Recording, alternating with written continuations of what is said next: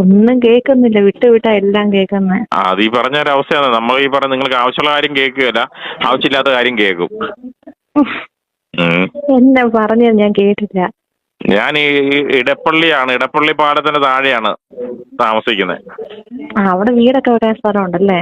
പാലത്തിനടി വീട് വെക്കാൻ അത്ര സ്ഥലം ഇല്ല, എന്നാലും ഞാൻ സർക്കാരിന്റെ പുറമ്പോക്കിൽ കിടക്കുന്നേ.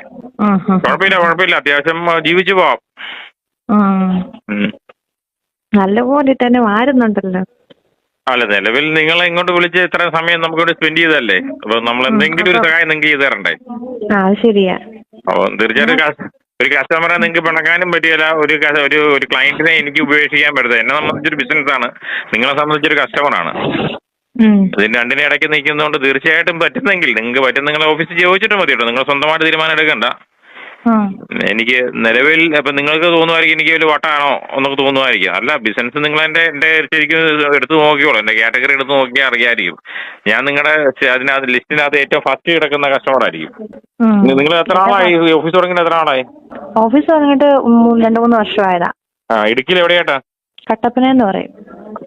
കട്ടപ്പനയാണെന്നെങ്കിൽ കട്ടപ്പന ഓഫീസ് ഉണ്ടോ നിങ്ങൾക്ക്? എവിടെയാട്ടാ ഓഫീസ്? ബസ് സ്റ്റാൻഡിന്റെ എവിടെയാണോ? അല്ല, പിന്നെ എവിടെയാട്ടാ? പാറക്കടവ് ബൈപ്പാസ്. പാറക്കട ബൈപ്പാസ് ചെറിയ സ്ഥലത്തായിരിക്കുന്നത്.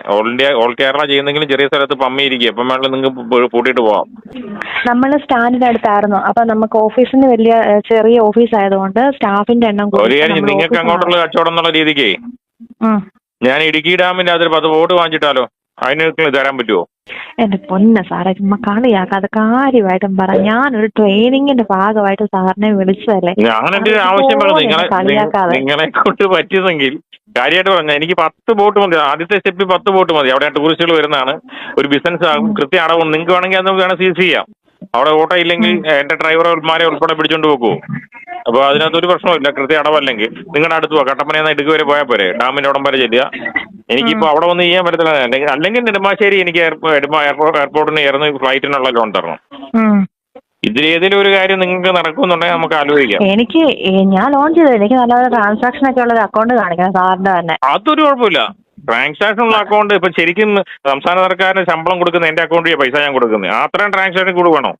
എന്റെ പൊന്ന് സാറേ, വളരെ സീരിയസ് ആയിട്ട് പറഞ്ഞത്. സർക്കാർ ജോലിക്കാർക്കുള്ള പൈസ കംപ്ലീറ്റ് ട്രഷറി എന്ന് പറഞ്ഞ കേട്ടിട്ടുണ്ടോ? ട്രഷറി കേട്ടിട്ടുണ്ടോ? അത് ഞാനാ, അതെന്റെ അക്കൗണ്ടാ. അല്ല, കാര്യമായിട്ട് പറഞ്ഞ പിന്നെ ചുമ്മാ ഇരുന്നപ്പോ ഞാൻ വിളിക്കുകയും ചെയ്തു. നിങ്ങളിങ്ങനെ വിളിച്ചാലല്ലേ നമുക്ക് ഇങ്ങനത്തെ വർത്താനം പറയാൻ പറ്റുള്ളൂ. അത് ശരിയാ. എങ്ങനെയൊക്കെ